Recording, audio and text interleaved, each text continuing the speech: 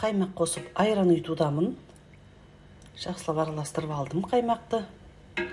Бетін жауып 4 сағатқа қалдырамын.